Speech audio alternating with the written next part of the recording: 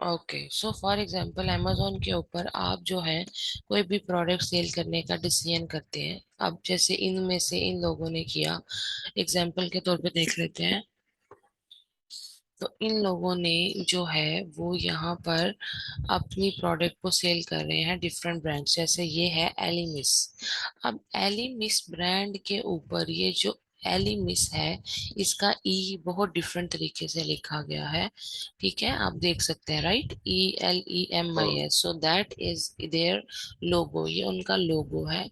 इसको ट्रेडमार्क भी कह सकते हैं, कि कोई इंसान अपनी चीज को सेल करने के लिए जो अपना एक लोगो यूज करता है, एक ट्रेड मार्क यूज करता है, that is basically called trademark. अच्छा, अब आप अगर अपना ट्रेडमार्क रजिस्टर कराएं तो ये अच्छी बात है, क्योंकि इससे ये होगा कि आपके लिए कल को बहुत से लीगल प्रॉब्लम्स नहीं आएंगे।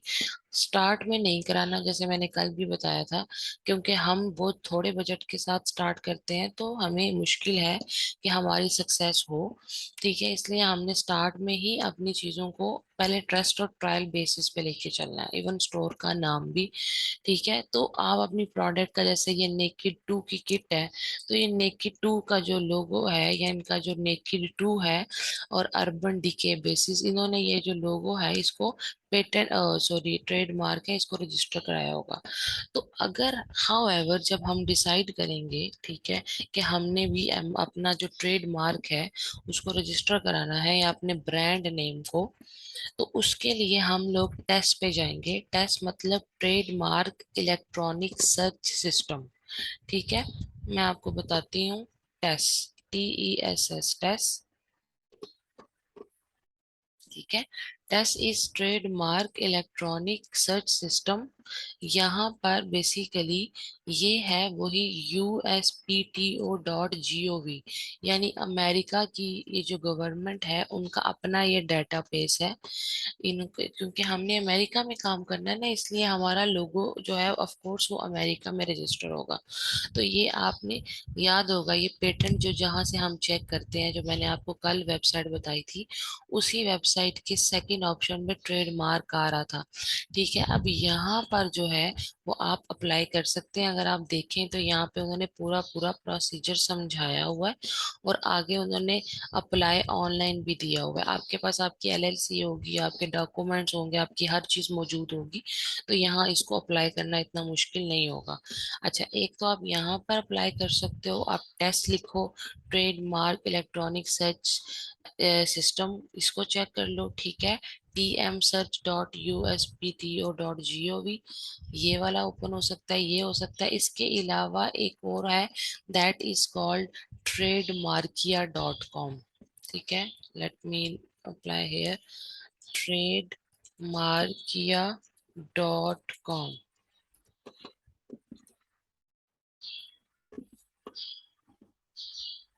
ठीक है, दैट इज trademarkia.com। ट्रेडमार्किया.com के ऊपर जाकर भी आप यहाँ पर ये देखिए, पेटेंट अटर्नी है। ठीक है, प्रोविजनल पेटेंट अटर्नी, मतलब आपको जब लॉयर हायर करना पड़ता है, तो यहाँ पर जाकर आप यहाँ पे ट्रेडमार्क के लिए लॉयर हायर कर सकते हैं। इसके अलावा आप पेटेंट के लिए भी लॉयर हायर कर सकते हैं। और इस तरह आपको सर्च करना पड़ेगा इनकी वेबसाइट्स को। देखिए, ये यूके के लिए एजेंट है, आपने USA का करना है, ठीक है, तो आपको यहाँ पे थोड़ी बहुत रिसर्च से चीजें को समझ आ जाएगी। तो इस तरीके से आप यहाँ से भी कर सकते हो trademark online registration. Third option पे आ जाओ, कि आप लॉयर से बात नहीं करना चाहते, आप डायरेक्ट करोगे, तो उन्होंने बताया हुआ है कि इसमें डॉक्टर जो गैसनर है बेसिकली, वो आपको इसमें गाइड करेगा। आप उसको विजिट वेबसाइट पे क्लिक करो, and then you can easily do all of these things. लेकिन ये सारी की सारी जो चीजें होती हैं, ये इंटेलेक्चुअल प्रॉपर्टी में जाती हैं। ये आपको ये IP नजर आ रहा होगा। ठीक है, IP stands for intellectual property. ये देखिए, इंटेलेक्चुअल प्रॉपर्टी। इंटेलेक्चुअल प्रॉपर्टी क्या होती है, देखिए आपको एक कॉन्सेप्ट समझना होगा, और वो ये है कि जैसे आप, ठीक है, मैंने पहले भी आपको ये बात बताई थी कि जैसे आप आज एक जमीन का टुकड़ा बाय करते हैं, ठीक है, और उस टुकड़े को आपने वही खरीदा, आपने फाइल ली, आपने इंस्टॉलमेंट्स पे की, और या जो भी आपने उसको लमसम उठाया, 25-30 लाख, 40-50 लाख का, ठीक है, 1 करोड़ की आपके पास जमीन है, ठीक है, या आप किसी घर के मालिक हैं, तो वो आपकी फिजिकल प्रॉपर्टीज है। आप अपने बच्चों को वो कल को डिलीवर करके जाते हैं, देकर जाते हैं, और वो आपके प्रॉपर्टी का फायदा उठाते हैं, ठीक है। और उसके लॉज हैं, तरीके हैं, इस्लाम में है, मुल्क के लॉज हैं, मतलब कंट्री के लॉज हैं। लेकिन अब वो जमाने गए, अब जमाना आ गया है इंटेलेक्चुअल प्रॉपर्टी का, मतलब कि ऐसी चीजें, आपको ये नजर भी आ रहा होगा, पेटेंट, ट्रेडमार्क और आईपी पॉलिसी, ठीक है, यानी इंटेलेक्चुअल प्रॉपर्टी की पॉलिसीज होती हैं। ये सब चीजें आप, क्योंकि एक आम इंसान है, आप और मुझ जैसे लोगों को इतने लॉस का पता नहीं होता, ठीक है, तो इस वजह से हम गौर नहीं करते।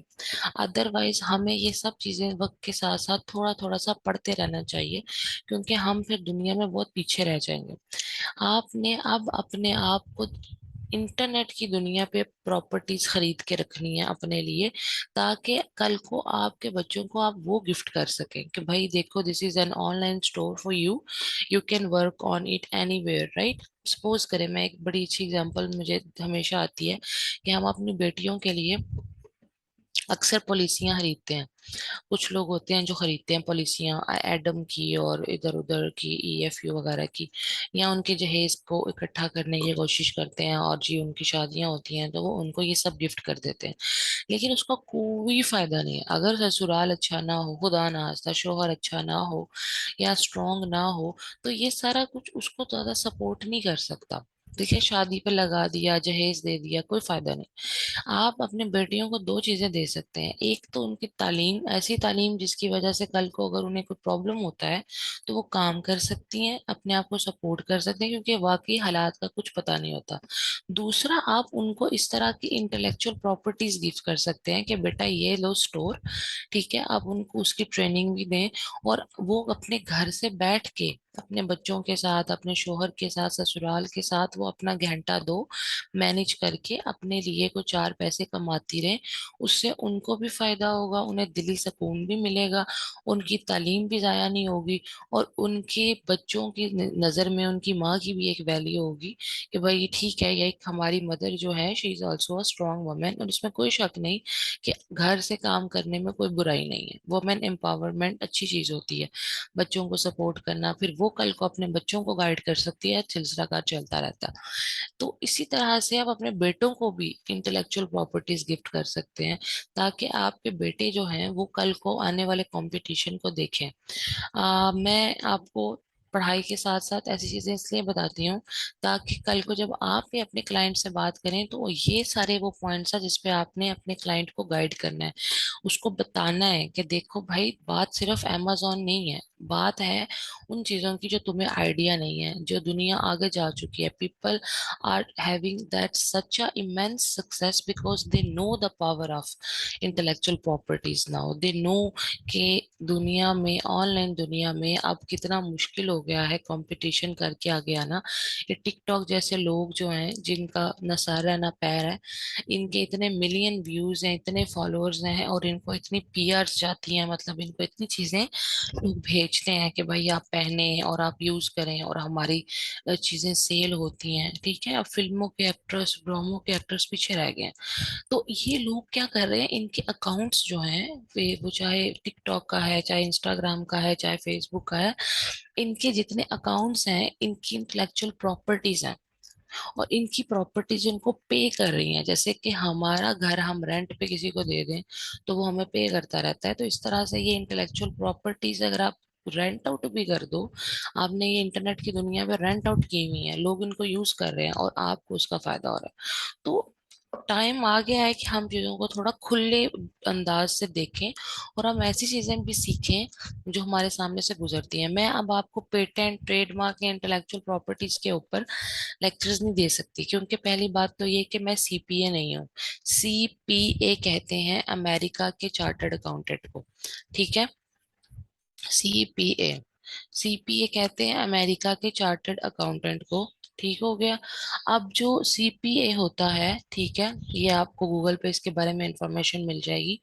वो बेसिकली इन सारी चीजों के बारे में जानता है, उसको इल्म होता है, क्योंकि ये कानून की बातें हैं, लीगल है। फिर भी आप जब कभी रिवाइज कर रहे हो कोर्स खत्म होने के बाद या वैसे बैठे हो, तो इस यूएसपीटीओ की वेबसाइट को, इन सारी चीजों को कभी एक्सप्लोर जरूर कीजिएगा कि ये क्या चीजें होती हैं। और अगर आपके कोई ऐसे दोस्त हैं जो कि सीए हैं पाकिस्तान में, या अकाउंटेंट्स हैं, ये जानने वाले हैं, उनके साथ गुफ्तगू करें, उनसे पूछें। अगर कुछ चीज आपके जहन में आती है उनसे पूछें, मुझसे पूछें, ताकि आपको लर्निंग हो, आपको इसके बारे में पता होगा तो आपको फायदा होगा। ठीक है। तो ट्रेडमार्क को आप ट्रेडमार्क किया पे जाके, या फिर एसपीटीओ या टेस्ट जो मैंने बोला है वहां जाके रजिस्टर करा सकते हैं, लेकिन कम से कम 8 महीने या 12 महीनों के बाद। अच्छा, उसके बाद आती हैं लीगल लिमिटेशंस के अंदर amazon रिस्ट्रिक्शंस। amazon रिस्ट्रिक्शंस का क्या मतलब है कि बेसिकली, ठीक है, आपने सर्च करना है amazon वेबसाइट को, ठीक है, और उसके अंदर होगा ये, ठीक है, कि जब आप मतलब सर्च ऑन amazon वेबसाइट, ठीक है, आप amazon वेबसाइट के ऊपर सर्च करें, या जब सेलर सेंट्रल अकाउंट में आप जाके अपनी प्रोडक्ट का नाम डालते हैं लिस्टिंग के दौरान, तो आपने ये देखना होता है कि क्या ये प्रोडक्ट मुझे सेल करना अलाउ है या नहीं है। मैं सिंपल अल्फाज में क्या कहना चाह रही हूँ, मैं आपको एग्जांपल से बताती हूँ, ठीक है। ये सेलर सेंट्रल अकाउंट है। सेलर सेंट्रल जो आपके पास मौजूद होगा, एक सेकंड रुकिए, वहाँ पानी पी लो।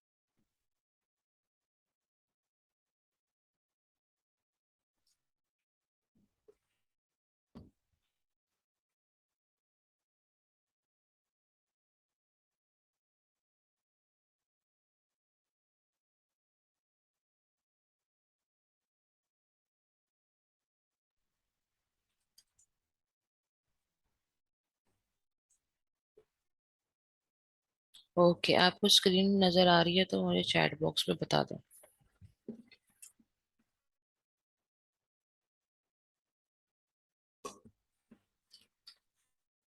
सेलर सेंट्रल की स्क्रीन नजर आ रही है तो मुझे चैट बॉक्स में बता दें। ओके, यहाँ पर जब आप जाते हैं और आप कैटलॉग में जाके, कैटलॉग यानी अमेजोन की कैटलॉग होती है, जैसे डिफरेंट ब्रांड्स की कैटलॉग होती है कि कौन सी प्रोडक्ट है, क्या कलर है, ये वो सारा कुछ, इस तरह अमेजोन की कैटलॉग में जाके वहां पर ऐड प्रोडक्ट पे हम क्लिक करते हैं। प्रोडक्ट को ऐड करते हैं, लिस्टिंग करते हैं जब हम, ठीक है, तो वहां पर जब हम लिस्टिंग के लिए ऐड प्रोडक्ट पे क्लिक करते हैं, तो आता है find your product on Amazon catalogue. Amazon catalogue में अपनी प्रोडक्ट को फाइंड करें। वहाँ दो तरीके होते हैं। अगर तो आप प्राइवेट लेबल कर रहे हैं तो आप लिखते हैं I am adding a product not sold on Amazon, क्योंकि आपका ब्रांड के नाम से आपकी प्रोडक्ट पहली दफा आएगी। तो आप लिखेंगे I am adding a product not sold on Amazon. इस पे क्लिक करते हैं आप जाके, ठीक है। और यहाँ पर जाने के बाद आप प्रोडक्ट को ऐड करना शुरू करते हैं। वो अभी हम प्रोडक्ट लिस्टिंग के टॉपिक में पढ़ेंगे। मैं प्रोडक्ट लिस्टिंग का टॉपिक आपको नहीं पढ़ा रही अभी। मैं भी सिर्फ ये कहने की कोशिश कर रही हूँ कि जब हम प्रोडक्ट को लिस्ट करते हैं, ठीक है, तो आपने यहाँ पर जब ये प्रॉपर लिस्टिंग स्टार्ट करते हैं ना, जो हमें आपको आगे जाके बताऊंगी सारा, तो अमेजोन आपको लिस्ट करने के बाद हम प्रोडक्ट को लिस्ट करते हैं, लगाते हैं पीछे बैक एंड पे। अभी वो अमेजोन के पेज पे नहीं शो होती। फॉर एग्जाम्पल, ये अगर आप ये आपने ही लगानी हो, तो ये आप इसके इमेजेस और आप इसकी बाकी सारी चीजें जो है वो उनको अप्लाई करोगे, लगाओगे, इनका ये सारा टाइटल वगैरह लिखोगे, प्राइस वगैरह लिखोगे, ये सारा कुछ यहाँ मैं सिखाऊंगी। लेकिन ये हम अभी अमेजोन पे शो नहीं करेंगे, ठीक है। तो अगर हम अमेजोन पे शो नहीं करेंगे और बैक एंड के ऊपर उसको लिख लेंगे तो उसे कहते हैं डमी लिस्टिंग। अब क्या होता है, डमी लिस्टिंग करने के वजह ये होती है कि हम अमेजोन को बताते हैं कि भाई मैंने लिस्टिंग कर दी है, तुम चेक कर लो कि कोई प्रॉब्लम तो नहीं है, तुम्हें कोई मसला तो नहीं है हमसे, तुम्हें कोई डॉक्यूमेंट्स तो नहीं चाहिए, क्योंकि अमेजोन के ऊपर आप हर चीज सेल नहीं कर सकते। कुछ चीजें होती हैं वो रिस्ट्रिक्टेड होती हैं, वो गेटेड होती हैं, अमेजोन गेटेड प्रोडक्ट्स होती हैं। ठीक है, फॉर एग्जांपल मैं आपको बताती हूँ अमेजोन गेटेड कैटेगरीज। ठीक है, ये ये क्या होता है, amazon gated कैटेगरीज का बेसिकली मतलब ये होता है कि आपने amazon के ऊपर जो चीज सेल करनी है उसको पहले आप अनगेट करवाओ, यानी गेट जो लगा हुआ है उस गेट को आप ओपन करो। क्यों? क्योंकि अगर आपने amazon को वो सारी चीजें प्रोवाइड नहीं की तो amazon कोई भी आपकी वो प्रोडक्ट जो गेटेड है उसको एक्टिव नहीं होने देगा। तो ये आपको यहाँ नजर आ रहा है, ठीक है, अनगेटेड amazon.com और अनगेटिंग amazon ये आ रहा है। amazon gated categories list and advice, ये है वो लिस्ट जिसपे वो कैटेगरीज आती हैं, उनको आप रिस्ट्रिक्टेड भी कह सकते हो और गेटेड भी कह सकते हो। गेटेड और रिस्ट्रिक्टेड एक ही चीज के दो नाम है। उनको पहले आपने अनगेट करवाना होता है, मतलब आपको स्पेशल परमिशन चाहिए होती हैं कि मैं ये चीज बेच रहा हूँ, वो आपसे डॉक्यूमेंट्स मांगेगा, ठीक है, कि आपसे पिक्चर मांगेगा, उसमें सेफ्टी प्रोडक्ट्स हो सकती हैं कि मतलब भी किसी के लिए नुकसानदेह तो नहीं है, डिफरेंट डिफरेंट चीजें होती हैं, ठीक है। और ये पूरा जो आर्टिकल है ये मैं आपको यहाँ पढ़ के नहीं बताऊंगी, लेकिन आपने इसको खुद से फ्री टाइम में पढ़ना है।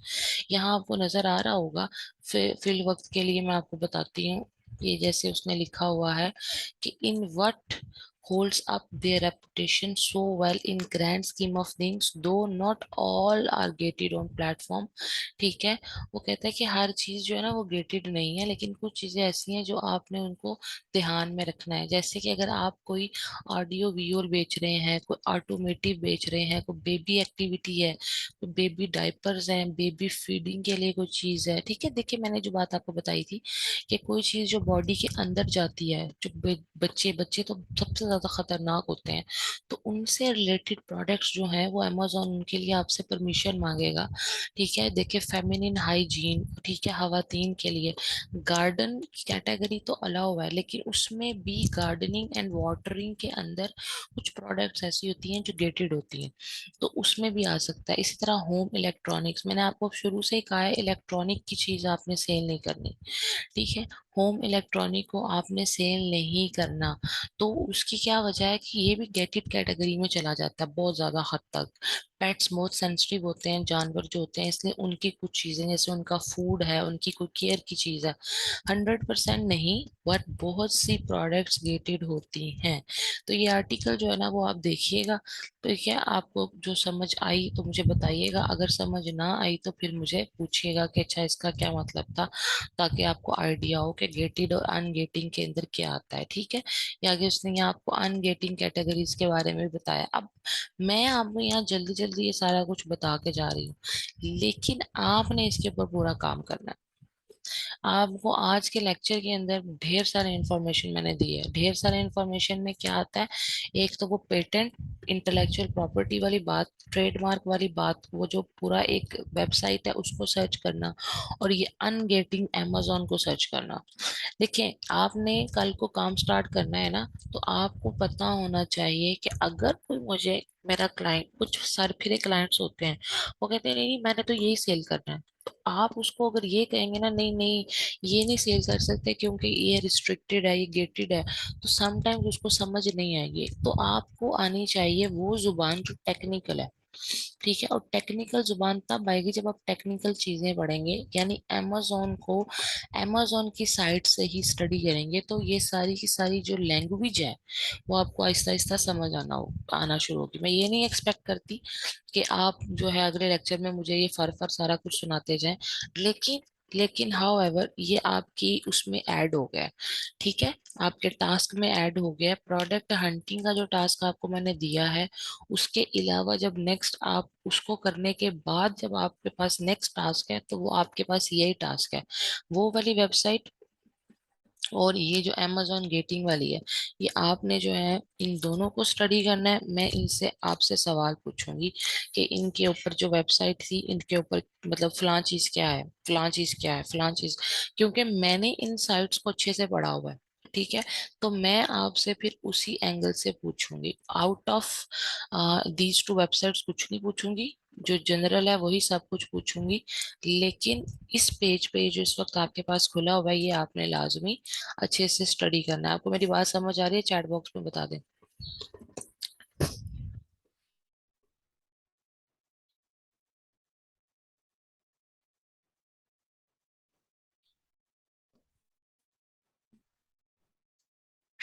ठीक होगा। अच्छा, अब यहाँ पर आ जाते हैं। ये तो हमारा कंप्लीट हो गया, गेटेड अनगेटेड वाली बात भी आपको समझ आ गई है।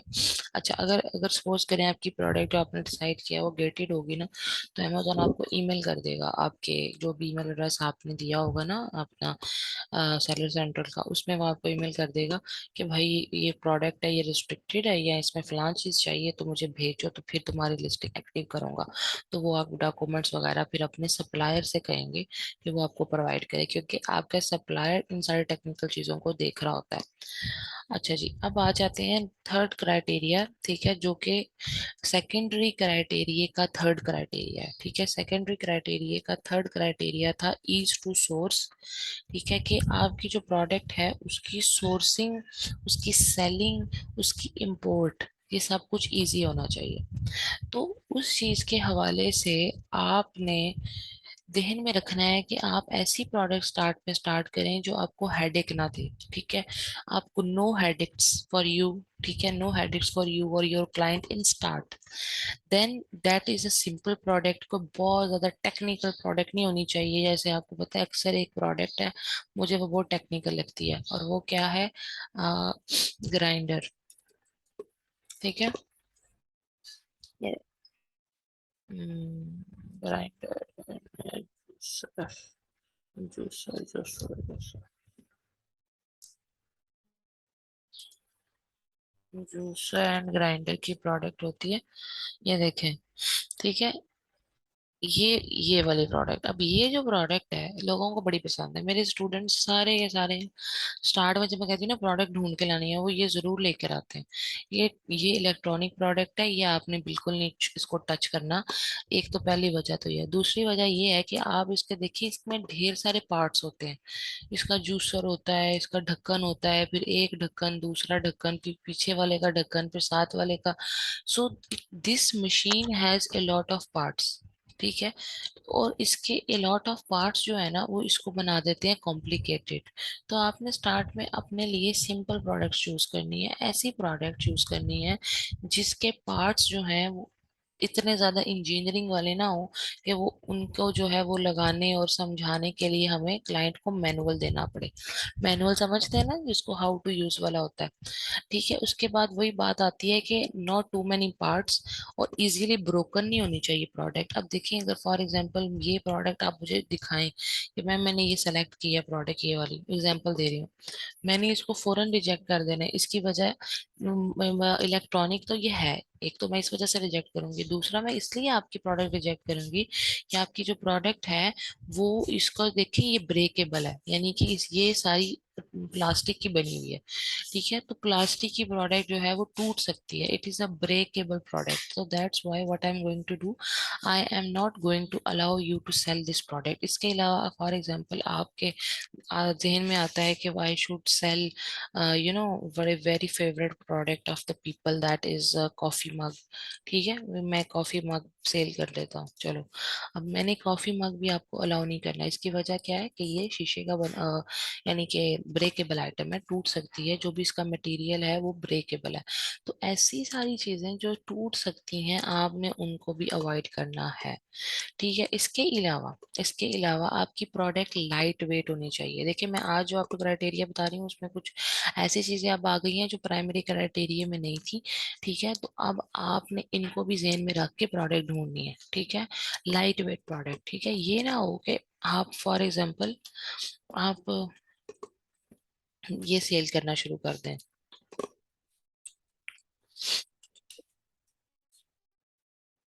ठीक है, आपके ज़हन में आएगा जी मैं ऐसा करता हूँ कि इसको सेल कर लेता हूँ, ऑल डिपार्टमेंट्स। ठीक है, आप ये मसाज चेयर शेयर करना चाहते हैं या ये सेल करना शुरू कर दें। इन ये ऐसी प्रोडक्ट्स जो हैवी होती हैं, ठीक है, जिनका वजन बहुत ज्यादा होता है, वो आपने सेल नहीं करनी। आपने ऐसी प्रोडक्ट सेल करनी है जिसका जो वेट है वो 2.2 पाउंड हो। मैंने ये बात आपको पहले बताई है या नहीं बताई है, मुझे चैट बॉक्स में बताएं।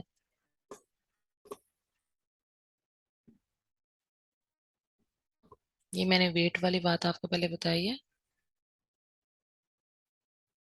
ठीक हो गया, क्योंकि पॉइंट अभी आया है कि आपने अपनी प्रोडक्ट को लाइट वेट रखना है। लाइट वेट प्रोडक्ट मतलब आपकी प्रोडक्ट का जो वेट है वो 2.2 के पॉन्ड्स, यानी कि 1 kg से ज्यादा ना हो। 2.2 की जगह पर आप 2.3 कर लो, चलो आसान हो जाएगा। आपकी प्रोडक्ट का वजन 1 किलो से ज्यादा नहीं होना चाहिए। आप जो भी प्रोडक्ट सर्च करोगे, जो भी, उसको आपने वेट देख रहे हैं। अब आप मुझे कहेंगे मुझे कैसे पता वेट का है, तो अब आपको पता है, आपको पता है कि इस तरह की इंफॉर्मेशन कहाँ होती है। प्रोडक्ट के पेज पे जाके नीचे आकर प्रोडक्ट डिटेल पेज पे होती है, जो आपको मैंने बताया हुआ है प्रोडक्ट इंफॉर्मेशन का। ये प्रोडक्ट इंफॉर्मेशन जिसके अंदर आपको मैंने एसिन भी बताया हुआ है, मैंने आपको BSR भी बताया हुआ है। आपको याद है ये बात?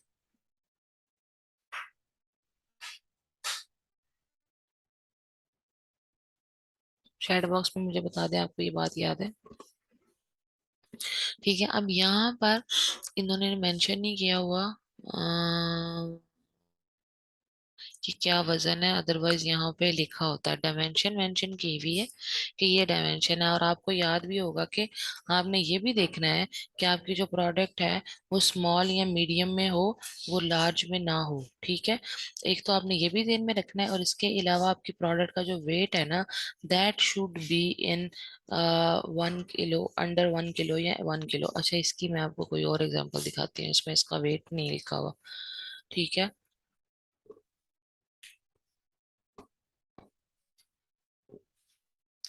ठीक है, फॉर एग्जाम्पल हम कहते हैं प्लास्टिक बैग में बी।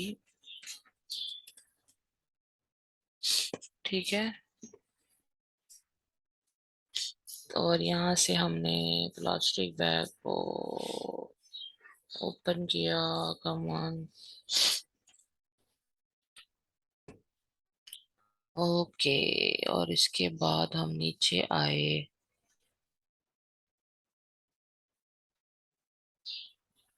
अब यहाँ पे इसके साथ आपको इसके साइजेस नजर आ रहे हैं, ठीक है। इसका साइज ये है और इसका लेंथ ये है। यहाँ उन्होंने वैसे प्रोडक्ट डिस्क्रिप्शन में ये बात यहाँ पे बताई हुई है। तो प्रोडक्ट डिस्क्रिप्शन में ये बात बताई हुई है, प्रोडक्ट इंफॉर्मेशन में ये देखें, आइटम वेट, ठीक है, that is 1.12 ounces, so that is very light weight. ठीक है, अच्छा एक और बात, अब प्लास्टिक बैग की डायमेंशन जो है ना वो ज्यादा हो सकती है। मतलब हो सकता है कि प्लास्टिक बैग का साइज बहुत बड़ा हो, बाजू का डस्टबिन वाले जो होते हैं उनके साइजेस बहुत ज्यादा बड़े होते हैं। ठीक है, लेकिन डस्टबिन के शॉप पर आप सेल नहीं कर सकते, ये होलसेल की प्रोडक्ट्स होती हैं। ये मैं सिर्फ एग्जांपल के लिए आपको उसका वेट दिखाया है कि जब आप प्रोडक्ट इन्फॉर्मेशन में आओगे तो वहां पे आपको प्रोडक्ट का वेट नजर आ जाएगा।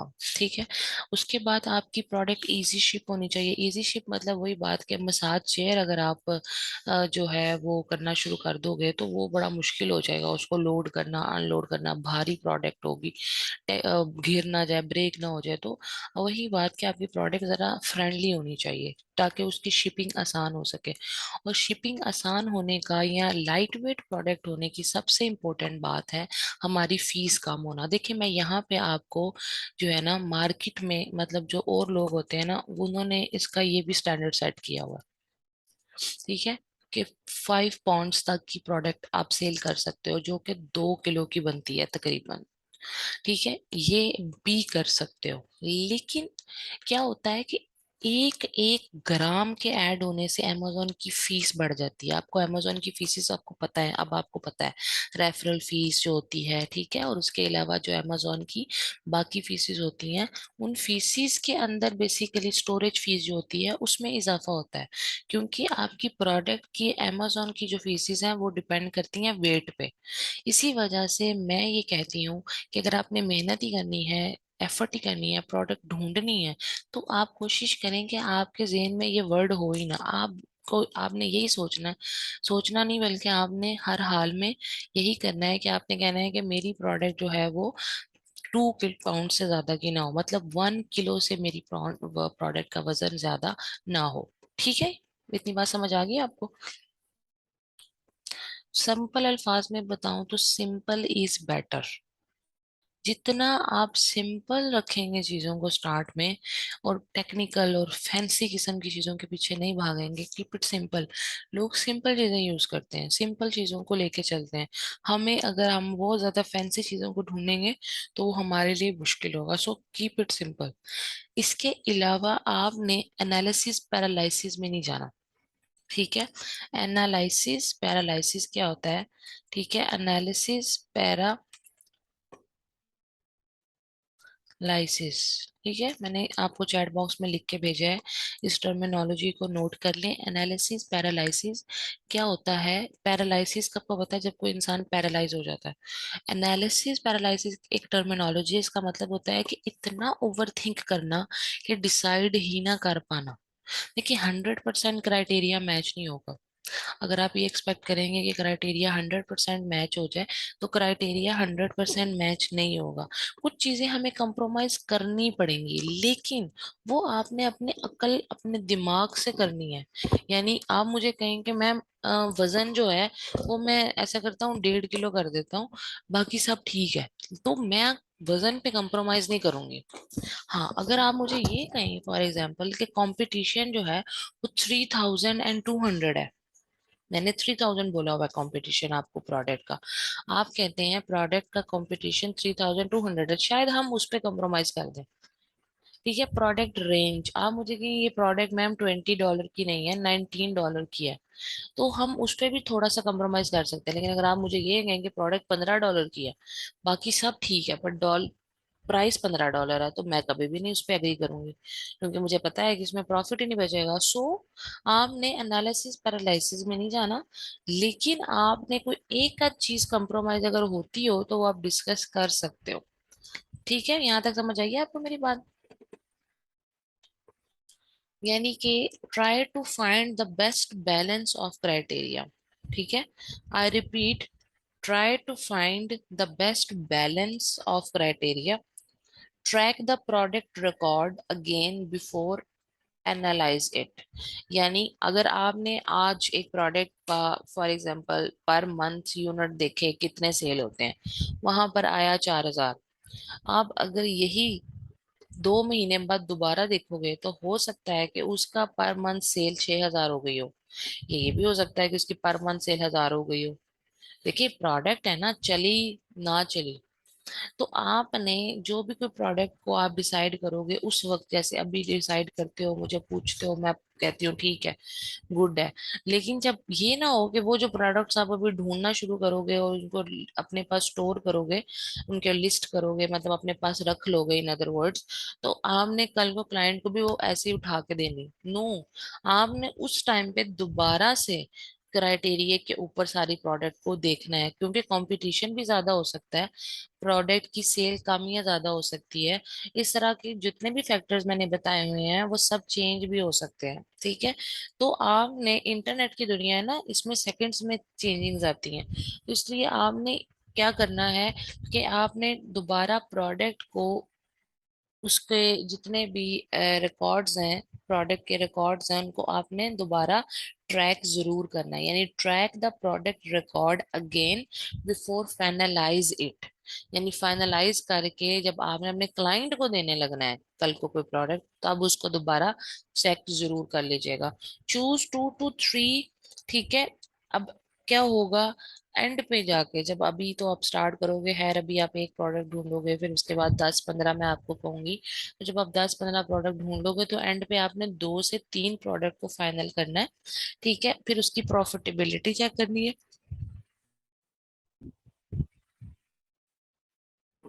और उसके बाद आपने प्रोडक्ट को फाइनल करना है। ठीक है, यहाँ तक समझ आ गई आपको सारी बात?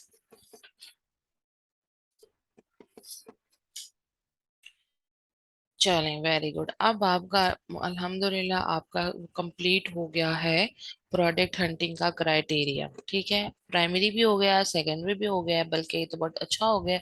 अब आपने प्राइमरी और सेकेंडरी क्राइटेरिया को सामने रख के प्रोडक्ट ढूंढने हैं।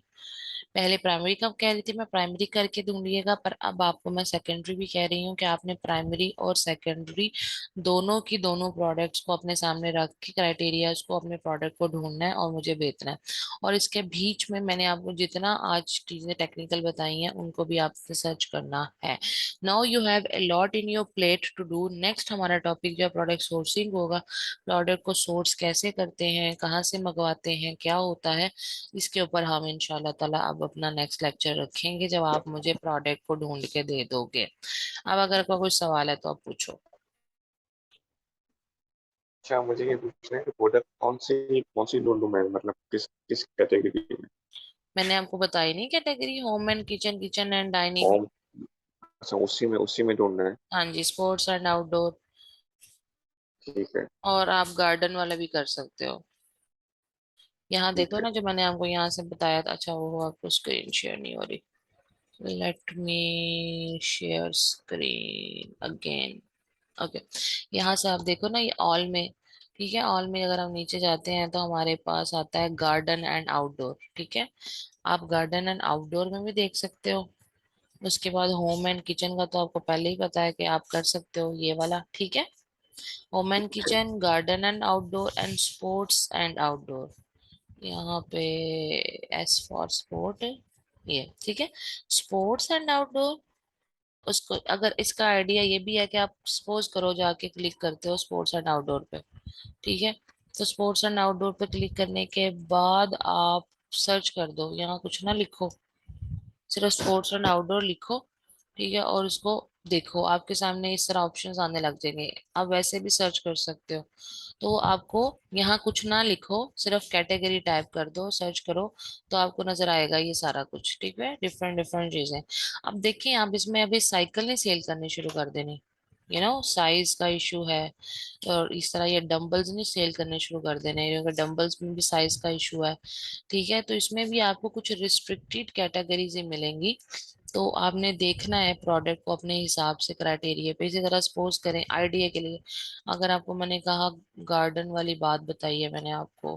ठीक है, तो यहाँ पे आप आओ और garden garden garden garden outdoor को क्लिक करो और सर्च कर दो। तो यहाँ से भी आपके पास ढेर सारी प्रोडक्ट्स आ जाएंगी। अब ये प्रोडक्ट्स जो है ना, ये खाद वगैरह, ठीक है, बीज वगैरह, ये नहीं आपने सेल करने शुरू कर देने। ठीक है, क्योंकि ये आपकी रिस्ट्रिक्टेड कैटेगरी है। ये जो लॉन में स्प्रे करते हैं, ये भी नहीं सेल करना शुरू कर देना। हाँ, ये आप इसमें कुछ ऐसी चीजें जो लाइट वेट हो, जैसे आप फर्नीचर नहीं सेल करना। ठीक है, ये मैंने प्लांट सीड्स और बल्ब्स बोला, इसमें कुछ आर्टिफिशियल प्लांट्स होते हैं, वो आप सेल कर सकते हो। ठीक है, इसके अलावा ग्रिल्स हैं, इसमें भी कुछ छोटी छोटी चीजें, गार्डनिंग के कुछ टूल्स होते हैं। ठीक है, तो वो आप देख सकते हो। ठीक है, इसमें से भी जो छोटा बहुत प्रोडक्ट हो और उसका प्राइस भी ठीक हो। ठीक है, जैसे ये है, ये आप सेल कर सकते हो। It's not a bad product, ये अच्छी चीज है, लेकिन इसकी मसला क्या आ गया, प्राइस बहुत थोड़ी है। तो अब आपको असल मजा आएगा जब आप प्रोडक्ट ढूंढोगे, लिटरली आपको बहुत मजा आने वाला है। Wish you very good luck. इतनी आसानी से नहीं ओके। मिलेगी। ठीक है, परेशान नहीं ठीक होना है। इसलिए आपने। और पूछे, और ठीक। बताएं। नहीं, बस फिलहाल तो कुछ याद नहीं आ रहा है। ठीक है,